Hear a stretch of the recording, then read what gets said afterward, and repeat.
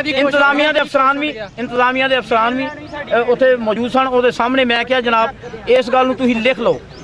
कि अगर कल तक साडा मामला हल ना होया फिर असीं इंशाअल्लाह तुहाडे एक्सीडेंट साहब जिहड़े साडे पिंड दे मेहमान होणगे इन्हां नूं असीं भावें डंगरां वाले अंडर रखीए ते भावें